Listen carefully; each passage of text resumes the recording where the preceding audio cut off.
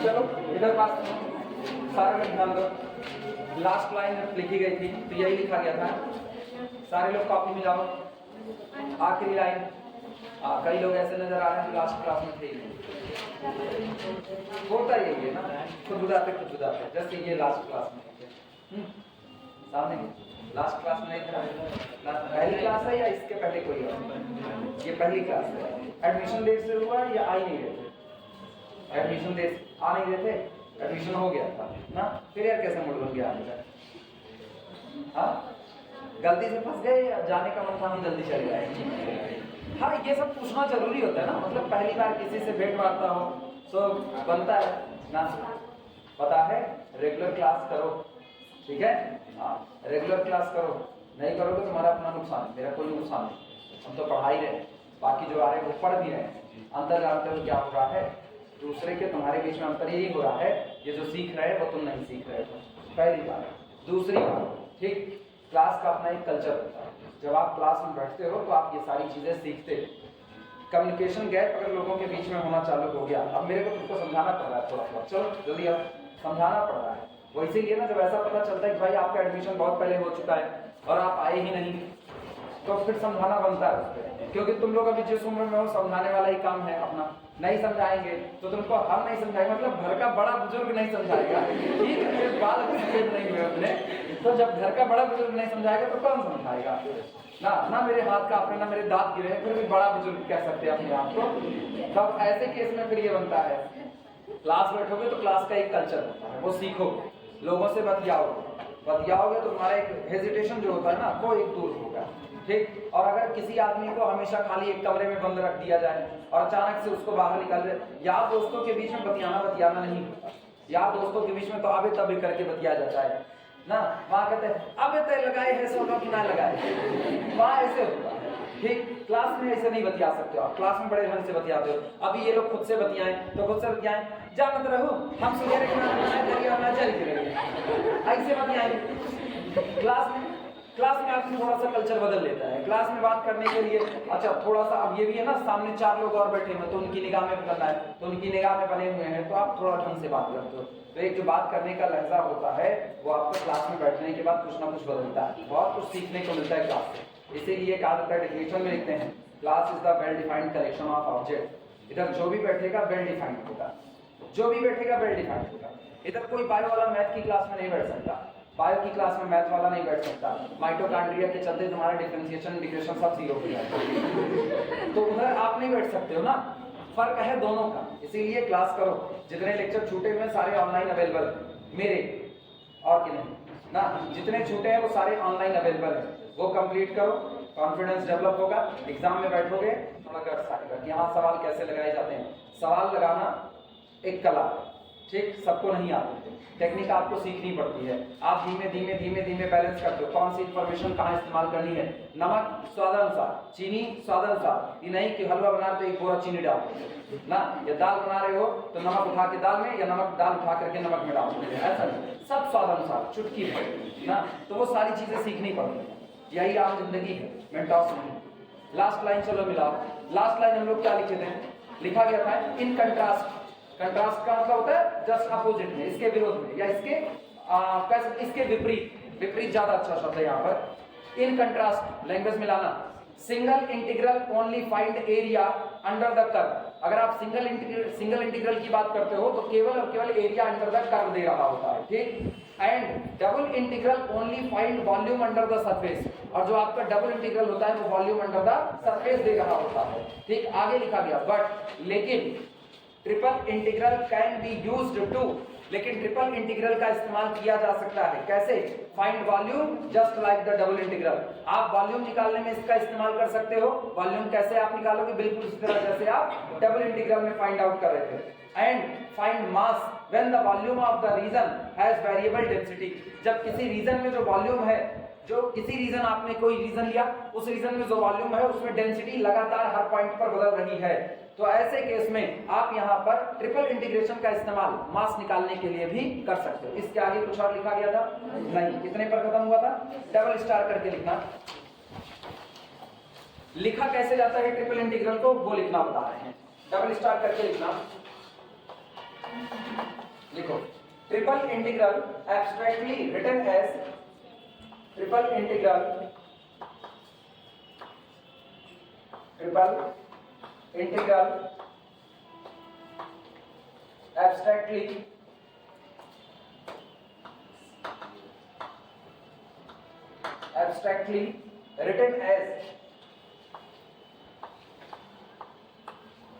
abstractly written as triple integral over the region capital R function f dv। लिखने का तरीका triple integral over the region R function f dv, यानी आप function f का integration कर रहे हो v के रिस्पेक्ट में किस रीजन पर, over the region capital R कर रहे हो। सारी बातें यहां पर बता रहे हैं। वेयर, जहां पर जैसे लिखना है बिल्कुल ऐसे लिखना। वेयर पहली बात लिखना है, पहली बात capital R is some region, capital R is some reason,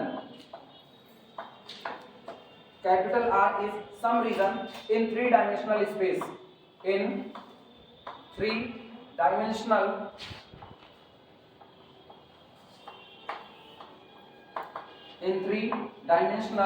space।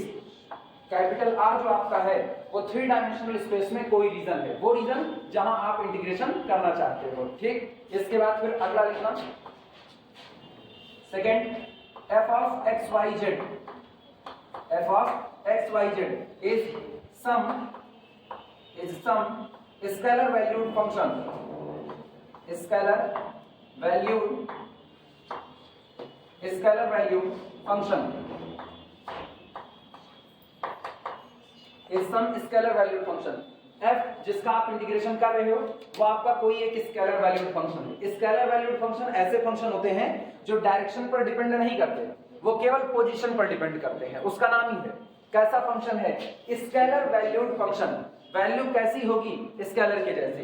और स्केलर जो आपका होता है वो पोजीशन पर डिपेंड करता है, डायरेक्शन पर डिपेंड नहीं करता। फॉर एग्जांपल डेंसिटी, घनत्व जो आपका होता है वो पोजीशन पर डिपेंड करता है, ना कि डिपेंड करता है किस पर, डायरेक्शन पर। जैसे हम कहें कि अगर हम इधर मुंह करके खड़े हैं तो इस कमरे में घनत्व डेंसिटी कुछ और होगी, और इधर पश्चिम की तरफ मुंह करेंगे तो डेंसिटी कुछ और होगी। ऐसा होने वाला नहीं। डेंसिटी तब बदलेगी जब हम अपनी पोजीशन को बदल रहे हैं। जैसे हम यहाँ खड़े हैं, डेंसिटी अलग है, तुम लोग जहां पर हो वहां घनापन ज्यादा है तो वहां डेंसिटी ज्यादा कही जाएगी, मेरे पास कम। टेम्परेचर स्केलर वैल्यूड फंक्शन है। टेम्परेचर आप कैसे करते हो? टेम्परेचर अगर एक जगह से दूसरी जगह पर जा रहे हो तो टेम्परेचर बदल सकता है, सेम भी रह सकता है, लेकिन टेम्परेचर डायरेक्शन पर डिपेंड नहीं करता। इस कमरे में कहीं भी ऐसा नहीं हो सकता है कि आप मेरी तरफ मुंह करो तो आपको ठंडक महसूस हो और किसी और की तरफ देखो तो आपको पसीने छूटे। अगर ऐसा हो रहा है तो बगल वाले के ऊपर शक करना लाजमी है, ऐसा ना हो कहीं भूत बंगले सुट करके आया, पॉसिबिलिटी है। तो आपका फंक्शन जिसका आप इंटीग्रेशन कर रहे हो ये कैसा फंक्शन है? स्केलर वैल्यूड फंक्शन है। दो बातें, तीसरी बात लिखना, थर्ड डीवी यहीं पर होता है। डीवी आपका format, DV is a tiny unit, DV is a tiny unit of volume, a tiny unit of volume, बता रहे इसको, a tiny unit of volume। ठीक, यानी dv is equal to dx dy dz। Tiny का मतलब है बहुत छोटा सा टुकड़ा। वॉल्यूम का एक इतना छोटा सा टुकड़ा है जिसमें आप ये सारा काम कर रहे हो। एग्जाम्पल के तौर पर ना बिल्कुल ऐसा समझो, जैसे इस कमरे में मेरे को डेंसिटी निकालनी है, इस कमरे में मेरे को मास निकालना है, मास। तो हम क्या करें? डेंसिटी के थ्रू काम करेंगे। मुझको पता है डेंसिटी मल्टीप्लाइड वॉल्यूम किया जाएगा तो क्या देता है? मास देता है। अगर आप घनत्व को आप आयतन से मल्टीप्लाई कर दो, वॉल्यूम को आयतन कहा जाता है, अगर आप घनत्व को आयतन से मल्टीप्लाई करो तो आपको एक छोटे हिस्से का मास यानी द्रव्यमान मिल जाएगा कि नहीं मिल जाएगा? अब इस कमरे में मेरे को यहाँ पर मास निकालना है तो हम क्या करेंगे? डेंसिटी पता कर लेते हैं। कहाँ की? एक बहुत छोटे हिस्से की डेंसिटी आप पता कर लो, एक छोटे से हिस्से की। एग्जाम्पल के तौर पर जैसे ये डेस्टर जितनी दूर में मौजूद है, इसको ये कमरा अगर देखोगे तो बहुत बड़ा है और उसके एवज में ये बहुत छोटा सा हिस्सा है कि नहीं है, आप इसी को एक टीनी पार्टिकल बोलोगे। ठीक, अब आप इतने एरिया का वॉल्यूम निकाल दो, जितना ये दूरी है इतने का वॉल्यूम, इसको आप क्या कहोगे? डीवी। इस पूरे के कंपैरिजन में तो ये बहुत छोटा है, और आप इसी वॉल्यूम पर डेंसिटी निकाल लो। तो डेंसिटी मल्टीप्लाइड वॉल्यूम आपको इतने हिस्से में जो मास होगा वो दे देगा कि नहीं दे देगा। और आपको करना क्या, पूरे कमरे में निकालना है। तो आप क्या कर दोगे, इस रीजन पर इसको इंटीग्रेट कर दोगे। रीजन पर इंटीग्रेट का मतलब है एक्स एक्सिस के लॉन्ग इंटीग्रेशन, वाई एक्सिस के लॉन्ग इंटीग्रेशन और जेड एक्सिस के लॉन्ग। जब तीनों के लॉन्ग इंटीग्रेशन होगा तो इंटीग्रेशन का जो हमारे लिए आम जिंदगी की भाषा मतलब होता है वो होता है जोड़ना। तो हम x के अलॉन्ग डेंसिटी जोड़ रहे हैं, y के अलॉन्ग सॉरी मास, बार बार डेंसिटी निकल रहा है, x के अलॉन्ग मास जोड़ रहे हैं, y के अलॉन्ग मास जोड़ रहे हैं और z के अलॉन्ग। क्या मैंने इस पूरे कमरे में मास कलेक्ट कर लिया कि नहीं कर लिया, बस यही काम है। तो dv जो आपका है ना वो पूरे वॉल्यूम का एक बहुत छोटा सा टुकड़ा है। हम काम करेंगे बहुत छोटे से टुकड़े पर और इंटीग्रेशन उसको फैला देगा पूरे के पूरे वॉल्यूम में। आई बात है समझ में। तो dv आपका एक बहुत छोटा, और x की डायरेक्शन में आप बहुत माइन्यूट चल रहे हो, x की डायरेक्शन में बहुत माइन्यूट। वॉल्यूम क्या होता है, लंबाई गुणे चौड़ाई गुणे ऊंचाई। तो x आपको क्या देगा, लंबाई, y आपको क्या देगा, चौड़ाई, और z आपको क्या देगा, ऊंचाई देगा। तो हम x के डायरेक्शन में बहुत माइन्यूट चेंज करें तो वो कौन हुआ, dx। y की डायरेक्शन में बहुत माइन्यूट चेंज कौन होगा, dy, और z की डायरेक्शन में बहुत माइन्यूट चेंज कौन होगा, dz। तो इसका मतलब इस छोटे से टीनी एरिया में आपका वॉल्यूम कितना होगा, dx into dy into dy, dx dy dz, ये आपका वॉल्यूम होगा। आई बात समझ में, ठीक। तो dv आपका जो है वो एक टीनी वॉल्यूम है, या कह सकते हो बहुत छोटा सा वॉल्यूम का टुकड़ा है। नोट करो इतनी बातें, फिर आगे चलो। हो गया, नोट लगाना।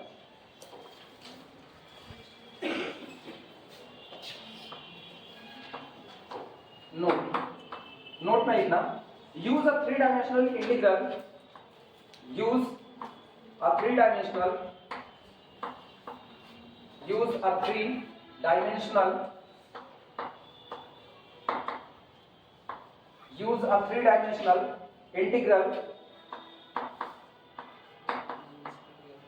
integral anytime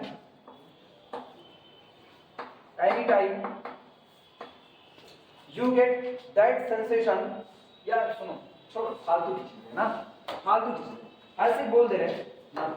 लिखना चाहो तो लिख सकते हो, ऐसे मेरे को ना कुछ बहुत सही नहीं लग रहा है, ये समझने के लिए है बस केवल।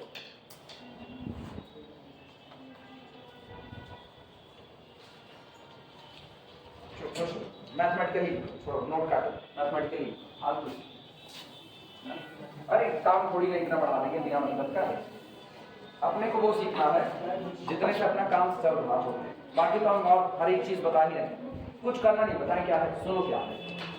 ये कह रहे हैं जब भी आप एक ट्रिपल इंटीग्रल का इस्तेमाल करोगे, ऐसे ही जान लो, जब आप एक ट्रिपल इंटीग्रल का इस्तेमाल करोगे तो आप क्या करोगे, वॉल्यूम में स्पेस में काम कर रहे हो। जब आप स्पेस में काम कर रहे हो तो आपको करना क्या पड़ेगा, इस पूरे वॉल्यूम को छोटे छोटे टुकड़े में काट देना पड़ेगा।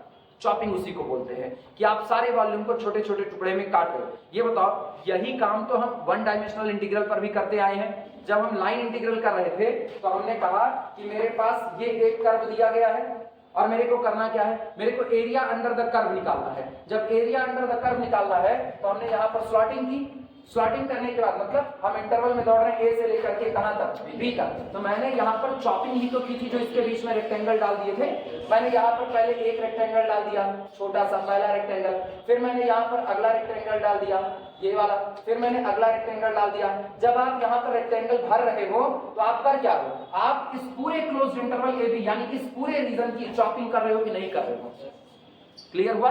याद करो, जब हम area under sorry volume under the surface निकाल रहे थे तो वॉल्यूम अंडर द सरफेस, यहां पर एक सरफेस है, मान लो जैसे हम एक पेपर उठाते हैं, ये पेपर एक सरफेस का काम कर रहा है, तो इसने अपने नीचे कितना रीजन रखा हुआ, कितना वॉल्यूम रखा है, वही अपने को निकालना है। वो हम किससे निकाल रहे हैं, डबल इंटीग्रल से। फिर मैंने क्या किया था, नीचे क्या लगाए थे, बॉक्स लगाए थे छोटे छोटे। जब आप नीचे बॉक्स लगाते हो तो जो नीचे वॉल्यूम मौजूद है उसकी चॉपिंग कर रहे हो कि नहीं कर रहे हो। सेम कंडीशन जब आप ट्रिपल इंटीग्रल कर रहे हो तो ट्रिपल इंटीग्रल में भी क्या हो रहा है, आप इस पूरे के पूरे वॉल्यूम पे भी फिर से क्या कर रहे हो, चॉपिंग ही कर रहे हो। यही इतनी चीज दिखा रहे थे, फालतू की बात है वो ऐसे ही समझो, वो ज्यादा अच्छा है। बहुत ज्यादा चीजें ना ऐसे मगजमारी करके इकट्ठी नहीं की जाती। अब हम ये सारी बात मैथमेटिकली बोलेंगे, अब तक खाली थ्योरेटिकली था।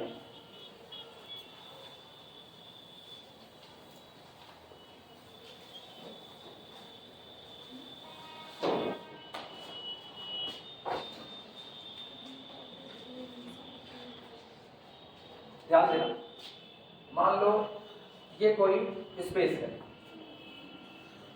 एग्जाम्पल के तौर पर मानना ये कोई स्पेस है, ठीक, इस पूरे स्पेस पर मेरे को ट्रिपल इंटीग्रेशन करना है, मतलब वॉल्यूम फाइंड आउट करना है, पूरे पर इंटीग्रेट करना है।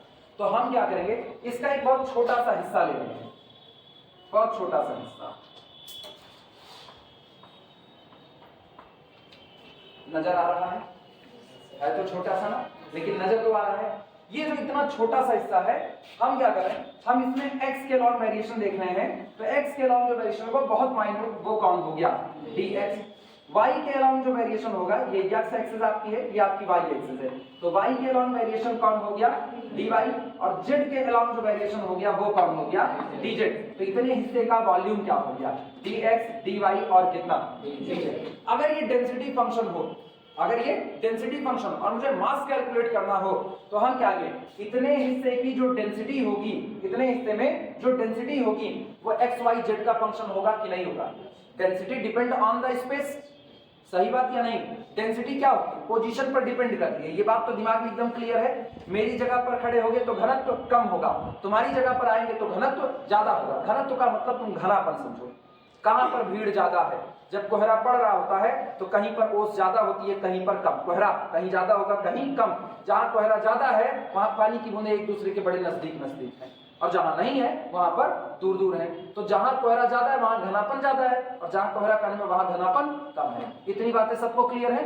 आगे बताओ, अगर हम पूरे पर मास निकालना चाहें तो मुझको इतने की डेंसिटी पता होनी चाहिए, और वो डेंसिटी किसका फंक्शन होती है, डेंसिटी किसका फंक्शन, पोजीशन का। पोजीशन किस पर डिपेंड करती है, x पर, y पर और z पर। तो इतने हिस्से में मेरे को फंक्शन की वैल्यू मिल गई, फंक्शन ऑफ x, y और कितना z। मिला कि नहीं मिला। लेकिन आपको इस पूरे पर इस बात को निकालना है। जब पूरे पर इस बात को निकालना है तो ऐसे छोटे छोटे छोटे छोटे बॉक्सेस जो होंगे उन सब पर आपको वैल्यू निकाल करके सब पर क्या करना पड़ेगा, ऐड करना पड़ेगा। लेकिन ये बताओ, ये समेशन 3 वेरिएबल पर रन करेगा, x पर, y पर और किस पर, z पर। तो हमारे लिए triple integral of the function f dv mathematically क्या बन गया, ये बना समेशन, समेशन ट्रिपल समेशन किस पर, ये बना function of x y z dx। dx को क्या लिखा, हम लिखे delta x delta y delta z, जहां पर delta x approaches to 0, delta y approaches to 0, delta z approaches to 0। आई बात समझ में, ठीक। तो ट्रिपल इंटीग्रेशन कुछ और नहीं होता, सम का ही एक दूसरा रूप होता है। क्लियर हुआ। हम लोग पहला चैप्टर इसीलिए पढ़े, integral as the limit of the sum, जहां हमने इस बात को खूब अच्छे से सीखा हुआ है। चले आगे, लिखा जाए मैथमेटिकली।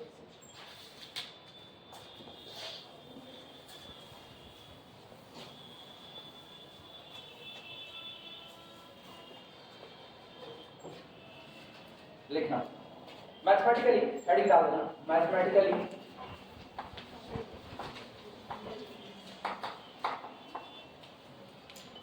मैथमेटिकली, और अब इसमें लिखना let f of x y z, let function of x y z be defined for all points, be defined for all points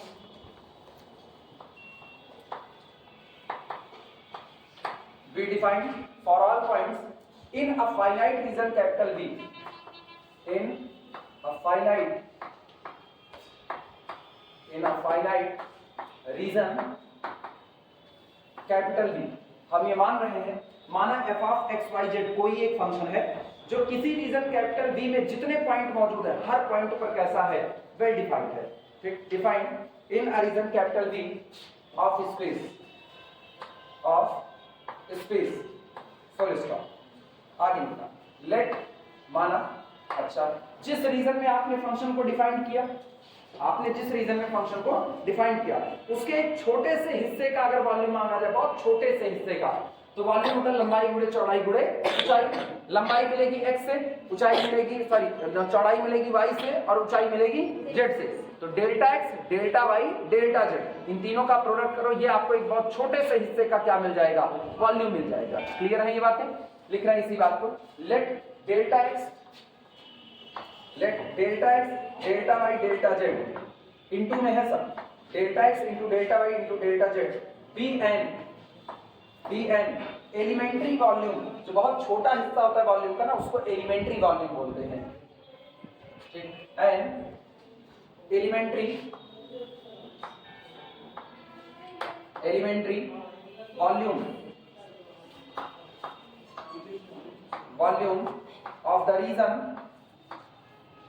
of the region capital B, ठीक, surrounding the point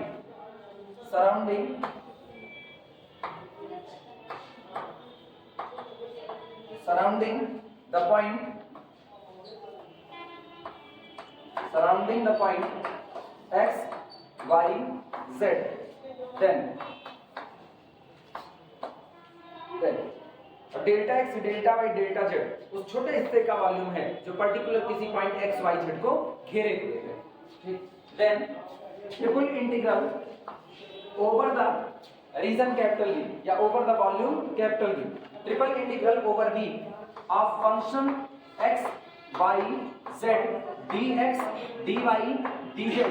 it is nothing, it is integral को आप कैसे visualise करते हो? Integral को आप visualise करते हो as like the limit of sum, योग की सीमा के तौर पर। कर क्या रहे हैं? कर तो हम यही रहे हैं, मेरे को इस पूरे हिस्से में इंटीग्रेट करना है, पूरे कमरे पर आपको मास निकालना है। एक ही एग्जांपल से इसको समझो, क्योंकि वो एक बात समझ गए ना तो बाकी चीजें और समझ में आने लगती है। लेकिन आप पहले ही बड़ी थ्योरी उठा लिया आपका और समझना ही नहीं, आप कुछ नहीं समझ सकते। मेरे को इसी कमरे में बार बार हम इसी कमरे में मेरे को पूरा मास कैलकुलेट करना है, तो मास कैसे कैलकुलेट करो? डेंसिटी गुणे वॉल्यूम करके। तो डेंसिटी आपका कैसा फंक्शन है? स्केलर पॉइंट फंक्शन है। एक पॉइंट पर डेंसिटी निकालो, एक पॉइंट पर आपने डेंसिटी निकाला और वहीं पर मौजूद वॉल्यूम से उसको मल्टीप्लाई कर दिया। जहां मेरी उंगली मौजूद है यहीं पर डेंसिटी निकालो। ठीक, बहुत छोटा सा हिस्सा है ये, यहां आपने डेंसिटी निकाला, यहां मौजूद वॉल्यूम से उसको मल्टीप्लाई कर दिया, तो क्या यहां का एक छोटे हिस्से का मास आपको मिल गया कि नहीं मिल गया? मिल गया। अब सुनो, उंगली को हम थोड़ा सा ऊपर कर रहे हैं, जब उंगली ने अपनी पोजीशन को बदल दी तो क्या डेंसिटी भी बदली होगी? Density depend on the position, वो भी तो बदली होगी। और अगर डेंसिटी बदली, हो सकता है बदली, हो सकता है ना बदली हो, लेकिन माना तो जा सकता है कि मान लिया बदल गई और डेंसिटी बदल गई, तो ऊपर के वॉल्यूम से इस डेंसिटी को मल्टीप्लाई कर दो, क्या वहां का मास निकल गया?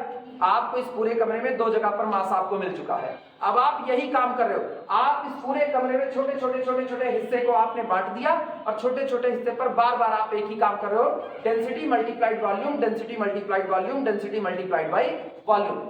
और सबको उठा करके तो कितने टुकड़े इसमें निकल करके आएंगे, इस तरह कितने मास आप निकालोगे? बहुत सारे मास निकालोगे।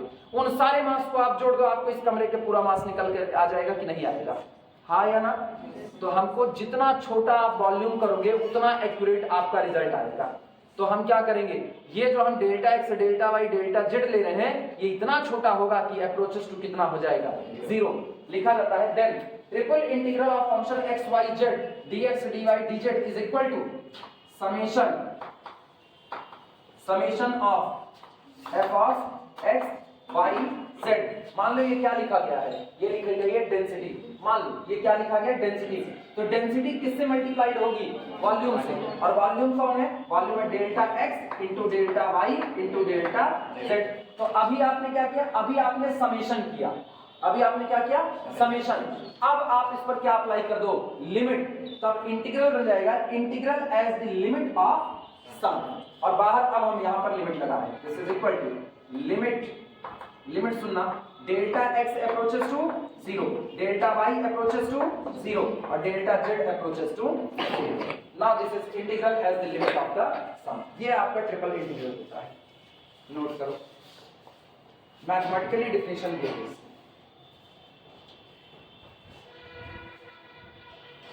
अब पता है ये थोड़ा सा कॉम्प्लिकेटेड इसी सेंस में हो जाता है, अपने पास प्रोजेक्टर नहीं है।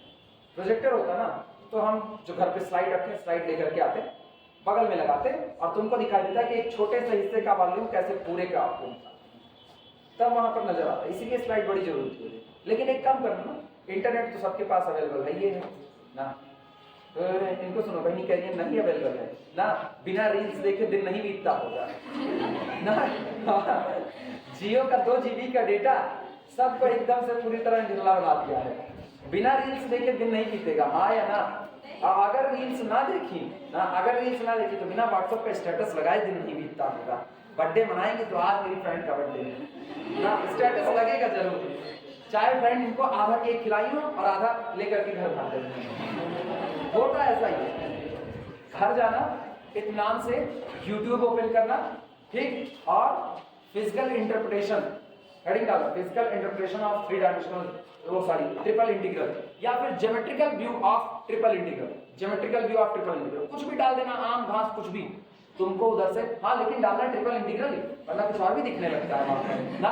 तो ट्रिपल इंटीग्रल डालना, विजुअलाइजेशन ऑफ ट्रिपल इंटीग्रल, तब तुमको वहां पर बाकायदा स्लाइड आएंगी, वो समझाते हुए नजर आएगा कि कैसे आप ट्रिपल इंटीग्रल को देखते हो। क्योंकि या तो बहुत अच्छी किताब हो, बहुत अच्छी किताब जैसे लाइफ सेवर कैलकुलस हो गया, थॉमस कैलकुलस हो गया, उतना कोई पढ़ता वढ़ता नहीं है, हमको पता है, तुमको भी पता है, ठीक है।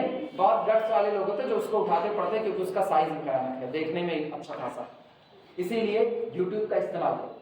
और जो यहाँ ना विजुअलाइज हो वहां पर विजुअलाइज करने की कोशिश करो। मेरे हाथ बने हैं टेक्नोलॉजी की वजह से, टेक्नोलॉजी अपने हाथ में आ नहीं है, प्रोजेक्टर हम ला नहीं सकते यहाँ पे, मेरे पास इतना पैसा नहीं है। लिखना इस काइट, इसे ही कहा जाता है, ये जो सामने लिखा गया है इस kite a triple integral is called a triple integral is called a triple integral of function of x, y, z, ठीक, in या over the region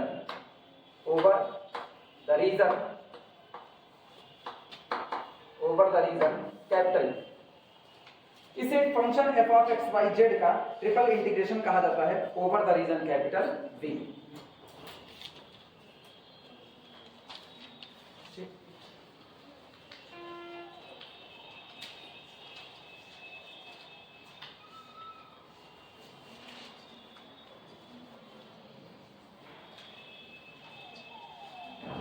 हो गया हो तो लाइन चेंज करके लिखें, डबल स्टार बना करके लिखना। If the region capital V is bounded by double star, if the reason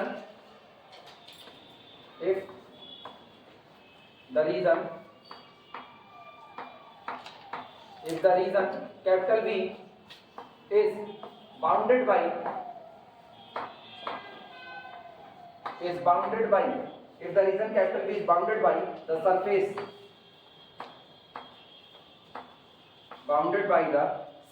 कर देना, bounded by the surfaces, और surfaces कौन से, x is equal to x1, x is equal to x2, फिर अगला surface y is equal to y1, y is equal to y2, z is equal to z1 और z is equal to z2। अगर आपका reason जिसमें आप integrate करो वो in surface के द्वारा बाउंडेड हो, सुनो इससे बाउंडेड होने का मतलब क्या है, इससे बाउंडेड होने का मतलब है जैसे ये कमरा है तो इस कमरे में जो x कोऑर्डिनेट होगा वो कहीं ना कहीं से तो शुरू होगा। मान लो ओरिजिन हम पीछे वाली दीवार मान लो, ओरिजिन को क्या मान लो, पीछे वाली दीवार, या जहां हम खड़े हैं, यहां से जहां हम खड़े हैं यहां से अपने को आगे वाले पूरे हिस्से का वॉल्यूम निकालना है, और ये दीवार आपका ओरिजिन हो गया है। तो ओरिजिन पर कोऑर्डिनेट कितना रहेगा, 0 रहेगा। ओरिजिन पर कोऑर्डिनेट x कितना, 0 रहेगा। अब गौर करना, आप ओरिजिन से आगे आए हो कि नहीं, ओरिजिन से आगे आए तो जहां आप अभी मौजूद हो यहाँ x की कोई वैल्यू होगी कि नहीं होगी, यहाँ y की कोई वैल्यू होगी कि नहीं, और यहाँ z की कोई वैल्यू होगी कि नहीं। इसका मतलब x, y और z कहीं ना कहीं इनिशियल पॉइंट से स्टार्ट होंगे या नहीं होंगे। अब ये कमरा कहां से बना, ये कमरा x is equal to x1 यहां से बनना चालू हुआ, x is equal to x1। अब पीछे तक लेकर के जाओगे तो x कोऑर्डिनेट बदल चुका होगा कि नहीं, तो पीछे वाली दीवार में x कोऑर्डिनेट होगा x is equal to x2, तो ये कमरा बाउंड हो गया x पर, x is equal to x1 से लेकर के कहां तक, x2 तक बाउंड हो गया। अच्छा, अब यही हाल किसका होगा, y कोऑर्डिनेट का। तो एक बार कमरा कहीं से शुरू होगा, जैसे हम कहीं इधर से y को लें कॉर्नर वाली दीवार से, तो ये y इज इक्वल टू कितना हुआ, y1, और जब आप इधर चल रहे हो y एक्सिस पर तो फिर बदलेगा, तो यहाँ लास्ट एंड क्या होगा, y is equal to y2, change हुआ। ये जो कमरे की फर्श है, कमरे की फर्श एक ऊंचाई रखी, ये आपका इनिशियल स्टेज है, तो z इज इक्वल टू कितना हुआ, z1। अपने नीचे खंदक से तो होने वाले हैं नहीं कि वहां से इंटीग्रेट करेंगे, मेरे को इसी कमरे भर का वॉल्यूम चाहिए, तो नीचे z इज इक्वल टू कितना हुआ, z1, और ऊपर टॉप वाली छत एक ऊंचाई ली तो z is equal to z2। क्या ये कमरा तीन तरह की दीवारों के द्वारा बाउंड है कि नहीं है, पहली दीवार x is equal to x1, दूसरी दीवार x is equal to x2, दो दीवार ये हो गई। तीसरी दीवार y is equal to y1 और y is equal to y2, दो ये हो गए, दो दो चार, और फिर z is equal to z1 से z is equal to z2। 6 लोगों की जरूरत लगी कि नहीं लगी? और देखो 6 लिखेंगे, x x1 x x2 y y1 y y2 z z1 z। Clear हुआ? अब आपको इस रीजन में अगर इंटीग्रेट करना हो तो आप क्या करोगे? इस रीजन में इंटीग्रेशन लिखा जाएगा, लिखना then triple integral over the region capital V of our function f of x y z dx dy dz is equal to integration. अब सुनो, इंटीग्रेशन में लिमिट कौन किसकी है ये हम पिछली बार भी बताए थे, अब भी करें, तुम्हारे ऊपर डिपेंड करेगा। बस जो कन्वेंशन मानना, जो विचार मानना कि लिमिट यहां से यहां, इसकी लिमिट ये है, इसकी लिमिट ये है, वो मेंशन जरूर कर देना। जैसे ये तुम्हारे ऊपर है कि सबसे बाहर वाली जो लिमिट है तुम उसको dx की मान लो, सबसे अंदर वाली ये बीच वाली जो लिमिट है उसको dy की मान लो, और इधर वाले को किससे मान लो? dz से। या तुम्हारे ऊपर है कि तुम कहो अंदर वाली लिमिट x की मान लेंगे, इसके बाद वाली y की और सबसे बाहर वाली किसकी? z की। लेकिन एग्जाम में जो भी मानना वो वहां पर मेंशन कर देना। आई बात है समझ में? मेंशन कैसे करोगे? मेंशन अब जैसे हम करने जा रहे हैं इस तरीके से करना। देखना, हम ये कह रहे हैं सबसे बाहर कौन मौजूद है? z। तो सबसे बाहर वाला इंटीग्रेशन किसका मान लेंगे? z का। तो इस पर लिमिट किसकी लगेगी? z की। तो हम इसको लिखेंगे integration z vary from z1 से लेकर के कहां तक? z2 तक। अब मेरे को पता है कि पहली वाली जो ये लिमिट आई है ये किसकी लिमिट होगी? z की लिमिट। क्लियर है? इसके बाद फिर बीच में कौन है? y। तो अगला वाला इंटीग्रेशन किसके रिस्पेक्ट में? y। तो y is equal to y1 से लेकर के y इज इक्वल टू कितना? y2। और फिर इसके बाद x is equal to x1 से लेकर के x इज इक्वल टू कितना? x2। और यहाँ पर function of x y z dx dy और कितना? dz। तुम जरा कन्वेंशन देखो, हमने क्या लिखा, इनको इधर से चल रहे हैं तो लिमिट भी इधर ले रहे हैं कि नहीं ले रहे हैं? पहले कौन आया? dx, तो पहली लिमिट x की, फिर कौन है? dy, तो अगली लिमिट y की, फिर कौन है? dz, तो बाहर वाली लिमिट किसकी? z की। क्लियर हुआ कि नहीं? ठीक, नोट करो। ये अटेंडेंस शीट चला देना, पेन दो जरा। आज तारीख कितनी है? 15 दिसंबर 2022।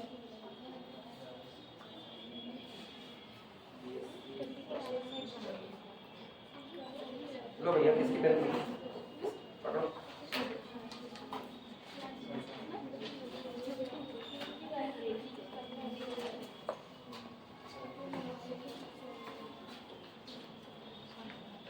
आई बातें समझ में? ये ठीक, हेडिंग डालो इवैल्यूएशन ऑफ इंटीग्रल्स।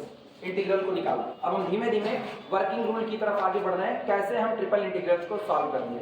कुछ नहीं यार, तुमने डबल इंटीग्रल पढ़ाना, बस वही हाल है ट्रिपल इंटीग्रल का, सेम कंडीशन है। पता है, जैसे मेरे को इसको इंटीग्रेट करना था, तो ये बताओ पहले कौन टकराया है? तो पहले हम x के लिए इंटीग्रेट करेंगे, और जब तक x के लिए करेंगे y z क्या रहेगा? कांस्टेंट। फिर उसके बाद किसके लिए करेंगे? फिर तब तक कौन कांस्टेंट? फिर किसके लिए करेंगे? और तब तक कौन कांस्टेंट? मेरे ऊपर है, हम चाहे तो अंदर से इंटीग्रेशन की शुरुआत करें, चाहे तो बाहर से करें, वो मेरे ऊपर डिपेंड करेगा। मतलब काम मेरा पुराना होगा, जो लिमिट वेरिएबल होगी उसके रिस्पेक्ट में वही इंटीग्रेशन पहले होगा, और कांस्टेंट के रिस्पेक्ट में इंटीग्रेशन बाद में होगा। क्लियर हुआ? रूल नहीं चेंज होंगे, रूल वही रहेंगे पुराने वाले ही, बस खाली चीजें बदल गई हैं।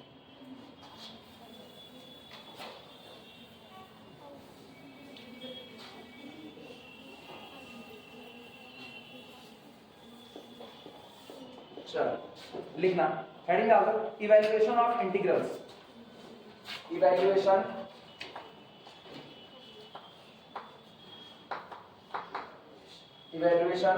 Of integrals.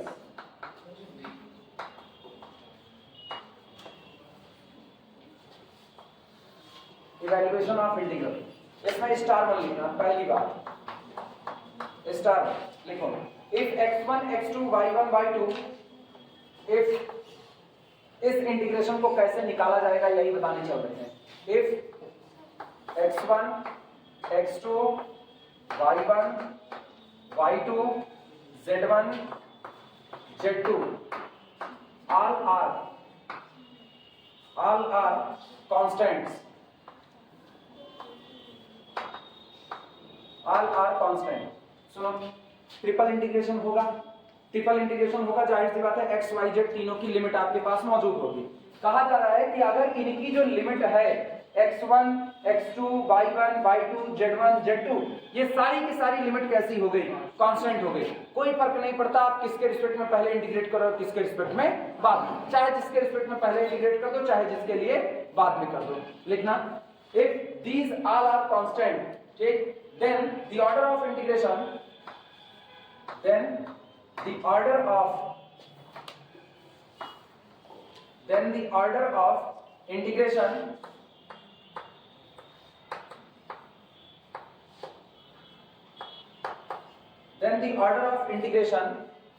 is immaterial,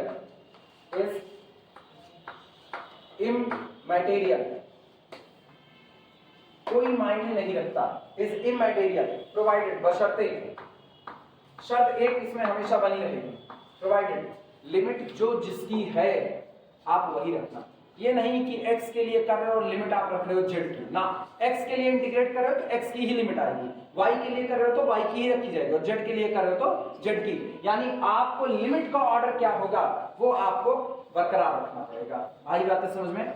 लिखा जा रहा है if x1, x2, y1, y2, z1, z2 all are constant, x, y, z सब की limit, lower limit, upper limit सब कांस्टेंट है, तो ऐसे केस में the order of integration is immaterial। Integration किस ऑर्डर में किया जा रहा है?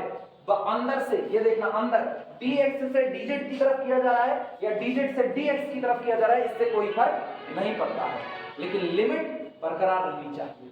क्लियर है? लिखना आगे कॉमा करके, प्रोवाइडेड बशर्ते the limit of integration, provided the limit of integration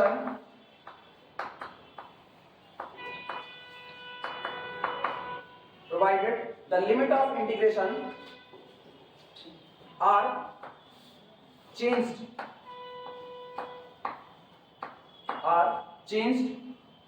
accordingly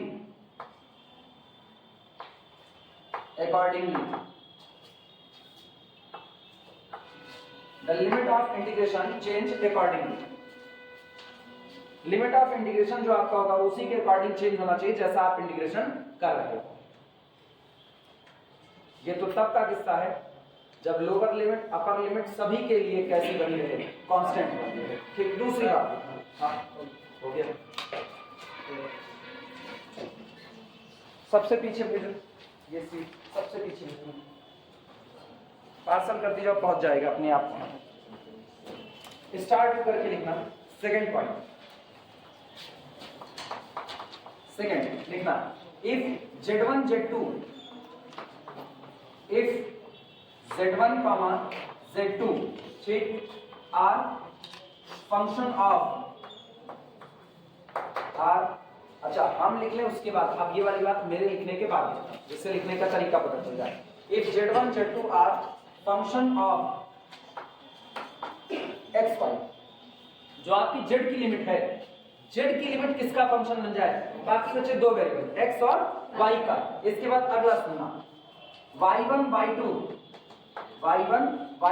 are function of, अब y1 y2 किसकी लिमिट थी? y की, वो किसका फंक्शन बन जाए? बाकी बचे दो की, x और z की, are function of x z, ठीक, y, जबकि y x1 x2 ठीक आर कांस्टेंट,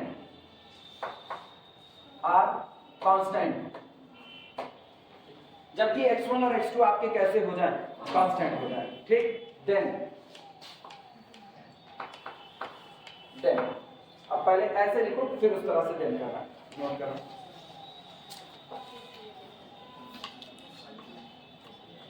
वैसे एक काम करो ना, ये जो z1 z2 है, z1 z2 x और y का फंक्शन बने, y1 y2 सिर्फ x का बने, y1 y2 सिर्फ और सिर्फ x का बने, क्योंकि हम जब इंटीग्रेट करेंगे तो पहले वेरिएबल के लिए करेंगे, पहले z के लिए करेंगे, z के लिए इंटीग्रेट हो जाएगा, जो बचेगा वो केवल और केवल किसका बचेगा? x और y का बचेगा। ध्यान से सुनना, हाँ ये गड़बड़ी है, z नहीं होना चाहिए, रुको समझना। पहले हम क्या करेंगे, पहले हम z के लिए इंटीग्रेट करेंगे। तो जब z के लिए, क्यों, क्योंकि z की जो लिमिट है वो किसमें है, वेरिएबल के फॉर्म में है। z की लिमिट किसमें है, वेरिएबल के फॉर्म में। अब आपने z के लिए इंटीग्रेट कर दिया, इंटीग्रेशन करने के बाद आपके पास कुछ बचा, उसमें आप z की लिमिट रखोगे, लेकिन z की लिमिट किसमें रखी जाएगी, x और y के फॉर्म में रखी जाएगी, क्योंकि z की लिमिट x और y का फंक्शन है। तो जो बचा वो x और y का फंक्शन बचा, हाँ या ना। अब अगर आपने फिर गलती से ऐसा कर दिया कि y1 y2 are the function of xz, तो दोबारा इंटीग्रेशन करने पर फिर से z जिंदा हो जाएगा कि नहीं जिंदा हो जाएगा, इससे बचना है। तो कंडीशन क्या है, z1 जो z की लिमिट है, सारे लोग लिखना बंद करो, इधर सुनो इधर, अरे बड़े काम की चीज है, पता चलेगा ना, बहुत झटकियां खान दौड़ते रहोगे और कंफ्यूज रहोगे। z1 z2 किसका फंक्शन रहे, x y का। तो पहले वेरिएबल के रिस्पेक्ट में इंटीग्रेशन होता है, तो हम क्या करेंगे, पहले z के लिए इंटीग्रेट कर देंगे। जब आप इंटीग्रेट कर दोगे, तो चूंकि आप डेफिनेट इंटीग्रल कर रहे हो, इंटीग्रेट करने के बाद जो कुछ बचेगा उसमें अपर लिमिट और लोअर लिमिट रखोगे, हाँ या ना। और अपर लिमिट लोअर लिमिट दोनों किसका फंक्शन है, x और y का। तो लिमिट रखने के बाद जो बचेगा वो किसका फंक्शन बचा, x का और y का बचा। क्लियर हुआ। अब आप किसके रिस्पेक्ट में इंटीग्रेट करोगे, y के लिए। और जब y के लिए इंटीग्रेट आपने कर दिया, तो फिर आप अपर लिमिट लोअर लिमिट रखोगे, फिर अपर और लोअर रखोगे। तो अपर और लोअर रखोगे तो अब खाली किसका फंक्शन बचना चाहिए, x का। तो y1 y2 मेरा केवल किसका फंक्शन बन जाए, x का, और x1 x2 मेरा कैसा हो जाए, फंक्शन हो जाए। क्लियर हुआ कि नहीं, ये कंडीशन है, नोट करो। तो z गलत हो गया था, pen low.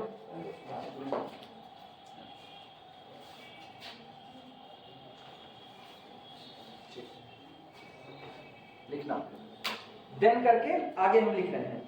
Then integration is to be perform, then integration is to be performed.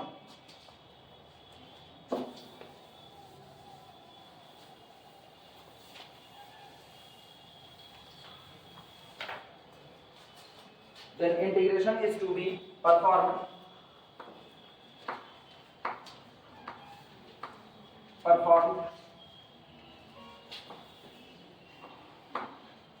Then integration is to be performed. Firstly,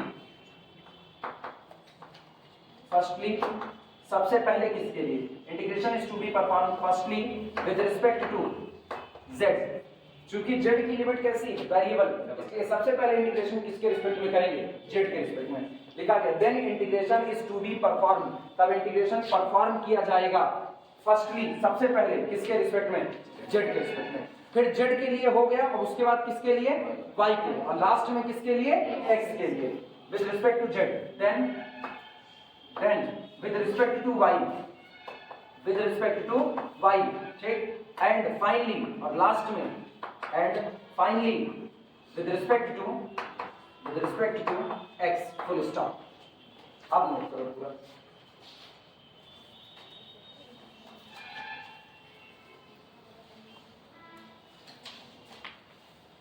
अभी वो गड़बड़ा जाता है, x z लिख देते ना, वो गड़बड़ होता है तुरंत।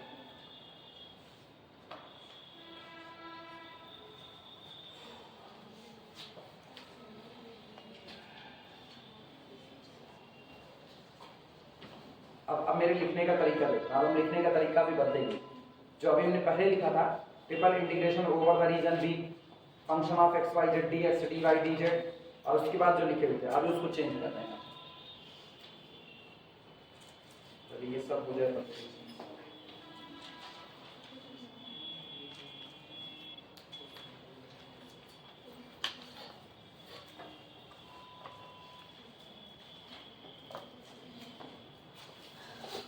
रवि सर की एक क्लास हम लोगों को मिली ना, लेकिन हम लोग इतने नसरती हैं उस क्लास का यूज भी नहीं हुआ, उसी एक क्लास में छुट्टी हो गई, तो जो मिला भी वो मिल के भी नहीं मिला। 10 और अगली बार फिर नहीं मिलेगा, अगली बार फिर नहीं मिलेगा, क्या पता कोई कंडोलेंस हो जाए। सुनो ध्यान से, लास्ट टाइम जो लिखे हुए थे, लास्ट टाइम वाली बात देखना, क्या लिखे थे, triple integration function of x y z dx dy और dz। पहले लिमिट मैंने यहाँ पर किसकी लगाई, x की, x1 से लेकर के x2, फिर किसकी लगाई y की, y1 से लेकर के y2, फिर किसकी लगाई z की, तो z1 से लेकर के z2। अब आप इस पूरे को बदल दें। जब इस पूरे को बदलेंगे तो ध्यान देना, सबसे पहले मैंने कहा अब z की लिमिट किसका फंक्शन बन चुकी है, x का और y का, तो इसका जाहिर सा मतलब है कि सबसे पहले इंटीग्रेशन किसके रिस्पेक्ट में होगा, z के रिस्पेक्ट में होगा। लिखना मत, थोड़ी देर बिल्कुल मत लिखना, लिखाएंगे लास्ट में।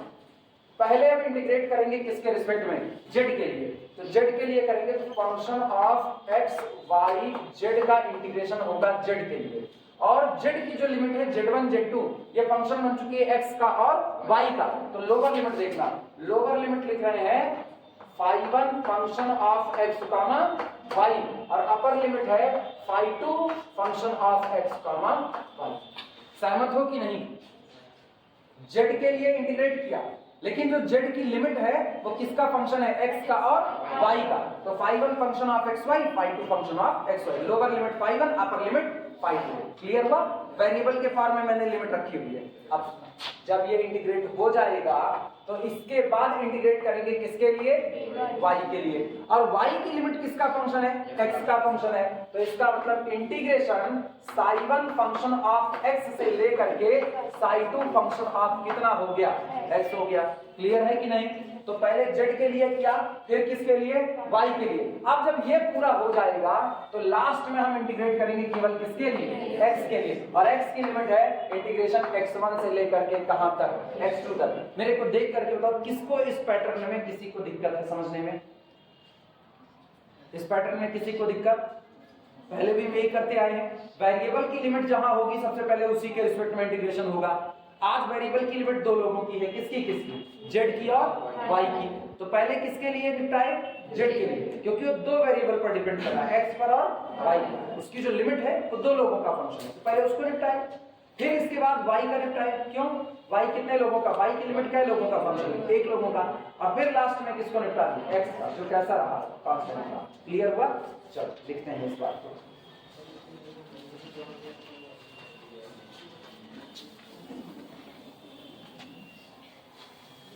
लिखना 10 अतः ट्रिपल इंटीग्रल, लिखना इस तरह, triple integral over the region capital B function of x y z dx dy dz converted into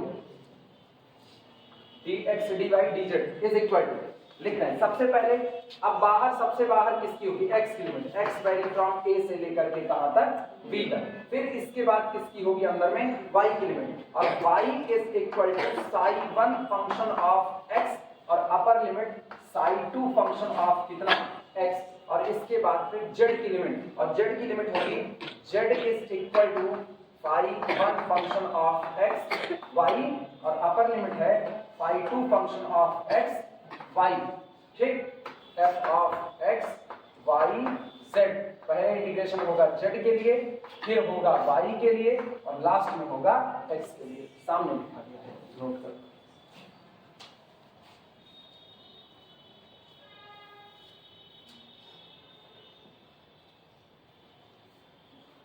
यही किस्सा पलट जाए। अगर y के लिए यही बात कहो, y की लिमिट दो लोगों का फंक्शन हो गई, तो पहले किसके लिए इंटीग्रेट होगा, y के लिए, z की लिमिट एक लोगों का फंक्शन है तो किसके लिए होगा, z के लिए, और लास्ट में जिसके लिए कांस्टेंट रहेगा। क्लियर है? हमेशा हम कम से ज्यादा की तरफ नहीं आ रहे, हम ज्यादा से कम की तरफ जा रहे हैं। पहले z की लिमिट कै लोगों का फंक्शन बनेगी, कै लोगों का, दो लोगों का, फिर y की लिमिट कितने लोगों का, एक का, तो पहले हम दो के लिए, फिर हम एक के लिए, और फिर कांस्टेंट के लिए, चलने का क्रम में। कोई दिक्कत किसी को? अगला लिखें, स्टार 3 लास्ट, इसके बाद हम लोग आ रहे हैं न्यूमेरिकल की तरफ।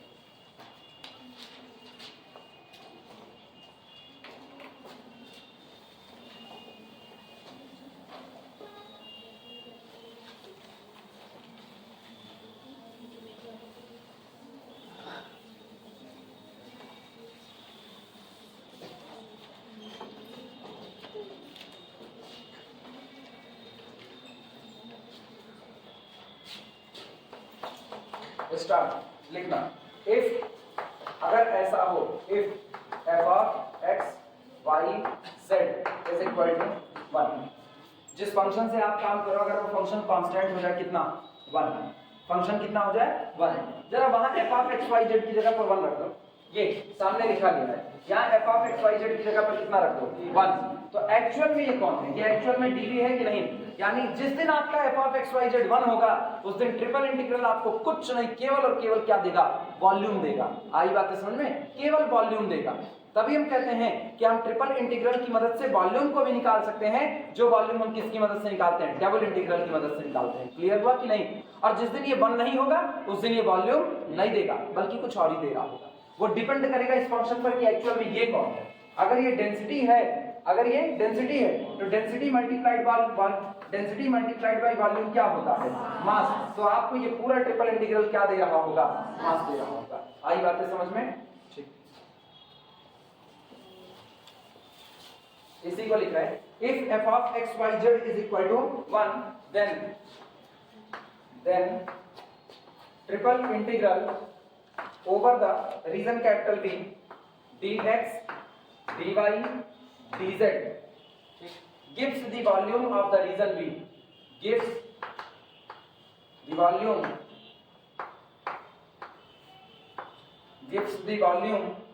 of the region B, of the region capital B। ये रीजन कैपिटल B का क्या देगा, वॉल्यूम देगा। थ्योरी यहां पर खत्म, न्यूमेरिकल यहां से शुरू। चलो न्यूमेरिकल लगाते हैं, बस सही टाइम पे numerical complete attendance. Problem note करो, चलो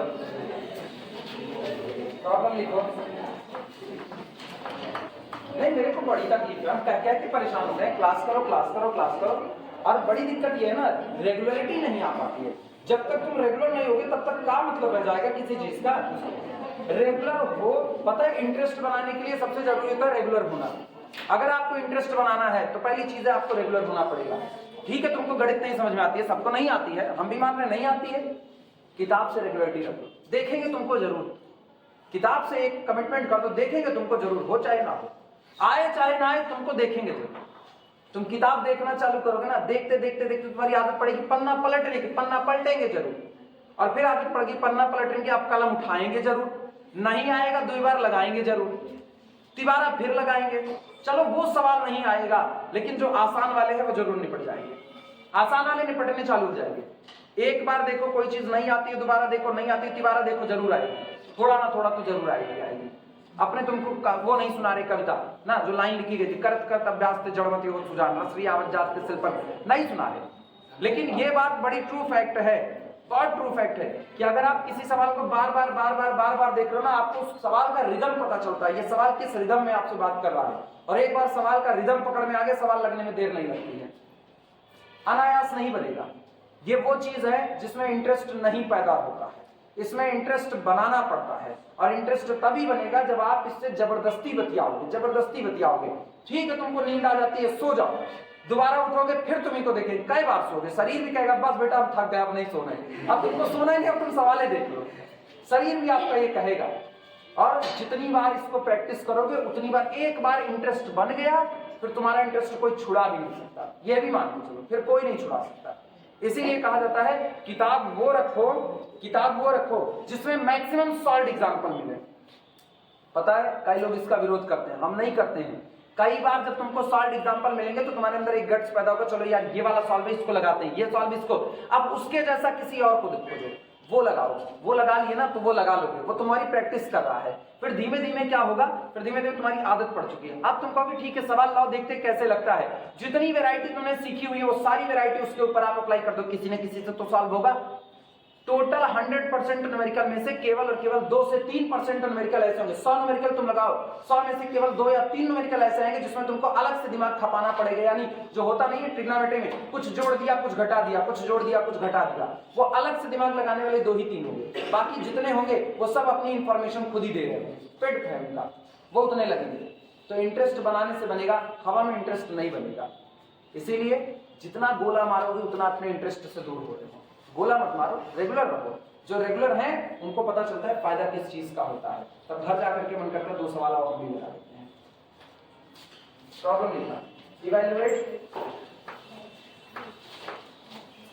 evaluate integration from 0 to 3, integration from 0 to 2 और इंटीग्रेशन फ्रॉम 0 to 1।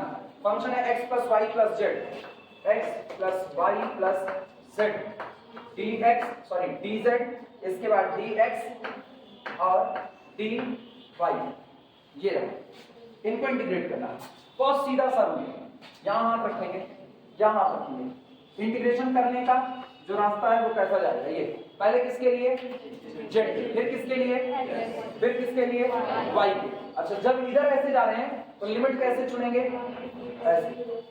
जब इनको इधर लेके जा रहे हैं तो लिमिट ऐसे चुन, मतलब सबसे पहली लिमिट किसकी, z की, पहली लिमिट किसकी, z की, फिर अगली लिमिट किसकी, और फिर अगली किसकी, y की। क्लियर हुआ? अंदर से पहली लिमिट z की और बाहर से पहली लिमिट y की। चलें शुरुआत करें, सॉल्यूशन देखना।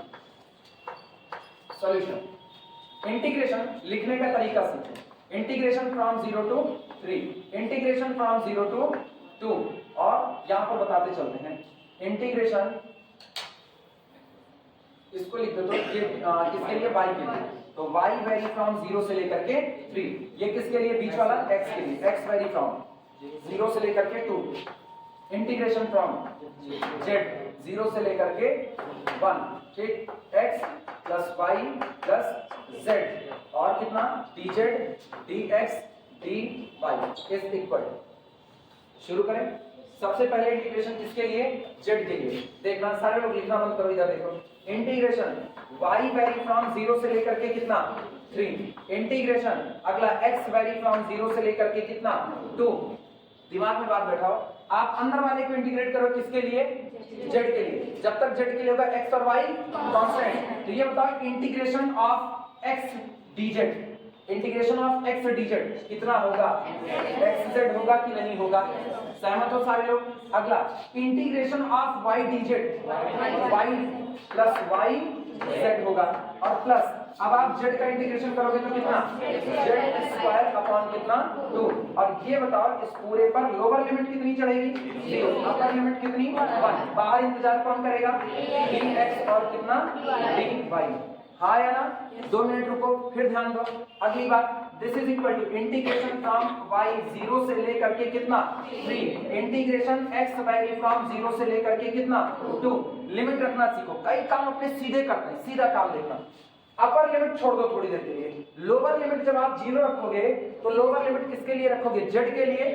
z यहां भी है, z यहां भी है, z यहां भी, तीनों 0 हो जाएगा कि नहीं। तो सारा किस्सा केवल कहां डील होगा, अपर लिमिट पर डील होगा।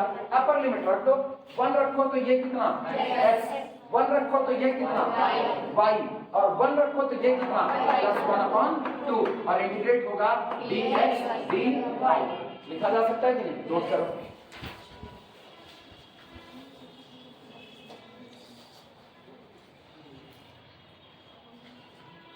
और जिनको तकलीफ हो यहां पर बता सकते हैं, इंटीग्रेटिंग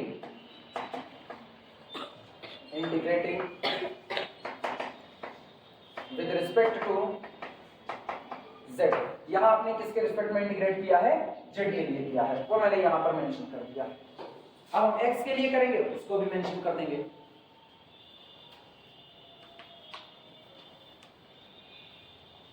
वो लोग रेगुलर रहते हैं ना, तो रेगुलर स्टूडेंट पता है यार, सारे लोग रेगुलर हो, ठीक है, कुछ समझाना नहीं, ये सारी बातें नहीं समझानी जिस पे टाइम खोटा करना पड़ता है। उठाओ पढ़ाना चालू करो, पता है ना वही लोग हैं, कुछ नहीं समझाना। और पता चला मेरे को, अच्छा मेरी आदत बड़ी खराब है, मेरे को 2 भी अगर दिख गए एक्स्ट्रा तो खुशी तो होती है, चलो यार 2 लोग घर से निकल करके आए तो पढ़ने के लिए, लेकिन फिर ये मन करता है ना पहले इनको समझाओ कि अगली क्लास में भी तुमको रहना पड़ेगा।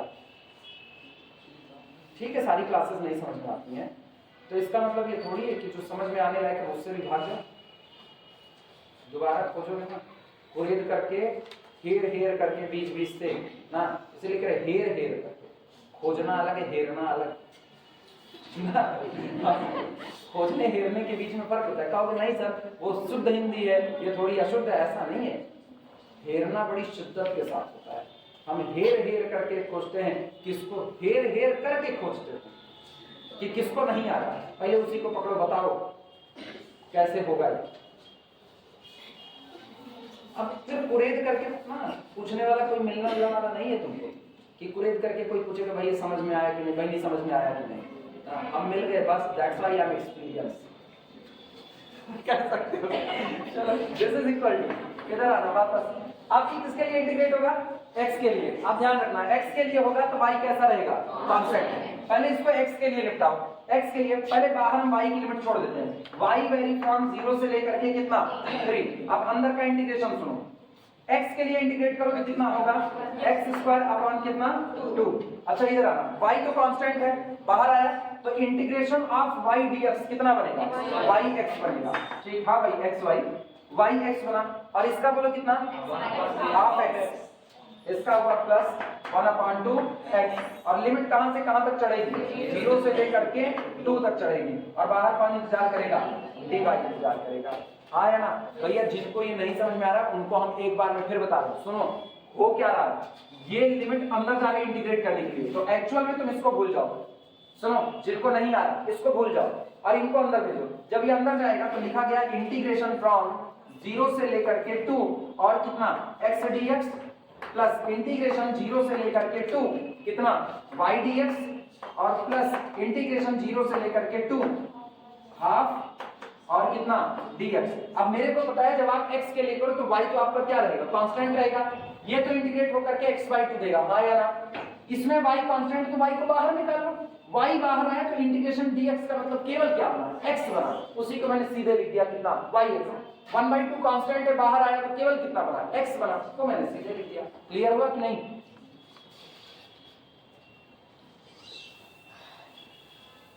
और इसका फिर हम ऐसे निपटाएंगे। लोअर लिमिट का हाल सुनना, लोअर लिमिट कौन 0, और ये किसकी लिमिट है, x की या y की, x की। तो x पहले में भी और दूसरे में भी तीसरे में भी, यानी लोअर लिमिट पर तीनों साफ हो जाएंगे अपने आप। क्लियर हुआ। केवल किस्सा कहां चलेगा, अपर लिमिट का, यानी ये बनेगा this is equal to integration from 0 से लेकर के कितना 3, और रखो अपर लिमिट 2 रखना, 2 दूनी 4, 4/2 का मतलब केवल कितना 2। तो पहला हुआ 2, x नहीं बच्ची, x की ही जगह पर रख रहे हैं। ठीक, अगला रखो कितना 2y प्लस कितना 2y। अच्छा यहाँ रखो 2 से 2 कट गया तो प्लस कितना 1। ठीक, और बाहर कौन इंतजार करेगा dy। अब मेरे को पता है 2 1 जुड़ जाएगा, यानी this is equal to integration from 0 से लेकर के 3 और 2 1 कितना हो गया 3 प्लस कितना 2y और बाद की कितना dy। इंटीग्रेट करो कितना हुआ 3y प्लस y स्क्वायर। सही है गलत, लिमिट 0 से लेकर के 3 रख दिया, 3 त्रिका 9, 3 त्रिका 9, 9 9 18, क्योंकि लोअर लिमिट 0 है उसका किसका है, आंसर आएगा 18। सही, नोट करो।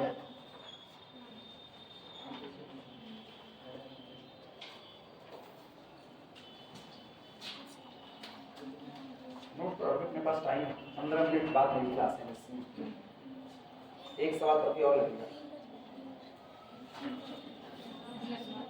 फटाफट नोट कर लो तो आगे बढ़ो।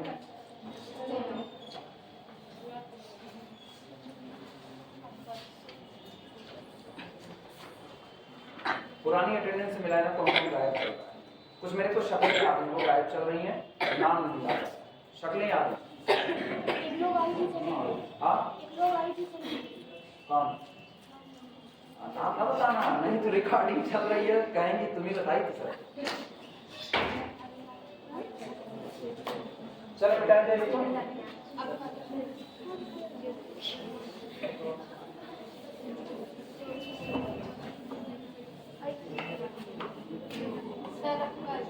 क्या कर काहे बस छूट जाएगी, बस छूट जाएगी। कितने बजे की बस है, 3:30 की है ना, यही बस एड्रेस तो मिलेगी, तो कराऊंगी और बस पकड़ोगी। तो पयागी वाले कागरे का बस आ यहाँ पयागी, एक सवाल आखिरी लिखो, बस छोड़ दे रहे हैं, ज्यादा देर नहीं लगेगी। प्रॉब्लम लिखो, इवैल्यूएट उठ जाके इंटीग्रेट कर लो, इवैल्यूएट इंटीग्रेशन फ्रॉम 0 से 1, इंटीग्रेशन फ्रॉम 0 से 2, इंटीग्रेशन फ्रॉम 1 से 2। ठीक, फंक्शन है x square y z, x square y z और ऑर्डर दिया है d z d y d x, d z d y d x, d z d y d x. Solution फटाफट देखना, वापस वही काम, अंदर वाली लिमिट किसकी? ऑर्डर मत बदलना, या तो मेंशन कर दो या तो मेंशन कर दो, ठीक है। अगर तुमको बदलना है अंदर वाले को x का लेना है तो मेंशन करो ऑर्डर। अभी तो हम एकदम सीधा सीधा चल रहे, ये उधर और ये इधर। अंदर वाली लिमिट किसकी? ये वाली किसकी? और ये वाली किसकी? तो इसका मतलब इंटीग्रेशन ये x वैरी फ्रॉम 0 से लेकर के 1, इंटीग्रेशन y वैरी फ्रॉम 0 से लेकर के 2, इंटीग्रेशन z वैरी फ्रॉम 1 से लेकर के 2, x square y z dz dy dx is equal to integration x vary from 0 से लेकर के 1, इंटीग्रेशन y वैरी फ्रॉम 0 से लेकर के 2। सुनो, इंटीग्रेट कर किसके लिए? z के लिए। तो x स्क्वायर y कांस्टेंट है, x square y constant, z का इंटीग्रेशन z स्क्वायर बाई 2, तो ये बना x square y z square upon कितना? 2, ठीक। और लिमिट कितना? 1 से लेकर के कहां तक? 2 तक। बाहर कौन इंतजार करेगा? dy dx इंतजार करेगा। तो रखो अपर लिमिट, रखो लोअर लिमिट, तो कितना बनेगा? This is equal to integration x vary from 0 से लेकर के 1, इंटीग्रेशन y वैरी फ्रॉम 0 से लेकर के 2। हम अपर लिमिट रख रहे हैं, z की जगह पर रखना, z के लिए 2 दूनी 4, लेकिन 2 1 के 2 2 दूनी 4, कितना आया? 2। तो ये बना 2x स्क्वायर y, आया ना। लोअर लिमिट 1 रखो, 1 रखोगे तो कितना? माइनस हाफ कितना? x स्क्वायर y, सही है गलत? और बाहर कितना हुआ? dy dx। सिंप्लीफाई करो, 2 दूनी 4, 4 में से 1 कम 3, 3/2 और 3/2 पूरा कांस्टेंट बाहर निकाल लो, 3/2 बाहर। इंटीग्रेशन x वैरी फ्रॉम 0 से लेकर के 1, इंटीग्रेशन y वैरी फ्रॉम 0 से लेकर के 2। अंदर क्या बचा? x square y dy dx। अभी किसके लिए इंटीग्रेट होगा? y के लिए। तो x कैसा रहेगा? कांस्टेंट रहेगा। तो दिस इज इक्वल टू 3/2 बाहर, इंटीग्रेशन x वैरी फ्रॉम 0 से लेकर के 1। सुनो, y के लिए यही इंटीग्रेट करो, कितना होगा? y स्क्वायर अपॉन 2, तो ये हुआ x square y square upon 2। Limit बोल भैया, लिमिट 0 से लेकर के कितना? 2 तक। ये बताओ 1/2 को बाहर खींच सकते हैं कि नहीं? 1/2 को बाहर खींच लो, तो कितना हो गया? 3/, इंटीग्रेशन 0 से लेकर के 1। चल भैया अपर लिमिट, y की लिमिट रखना, y की 2 दूनी 4, कितना हुआ? 4x स्क्वायर, 4x स्क्वायर, क्योंकि लोअर लिमिट कौन है? 0, और यहाँ कौन आया? dx। क्या इस 4 से ये 4 उड़ गया कि नहीं उड़ गया? क्लियर हुआ? अब इंटीग्रेट कर दो x स्क्वायर का, तो कितना होगा? 3, और इंटीग्रेशन होगा x क्यूब अपॉन कितना? 3। लिमिट कहां से कहां तक? 0 से लेकर के 1 तक। रख भैया, कितना बनाएगा? आंसर आया बना, बस हो गया। अभी जा सकते हो तुम लोग। पहले में 18, दूसरे में 1।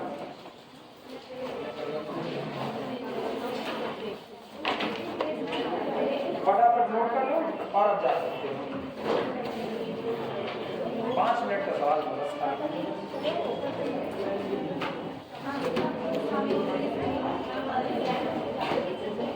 अब जिन लोगों की शुरू की अटेंडेंस लगी और बीच में गायब हुए हैं, कल इनका डेटा निकाल दें।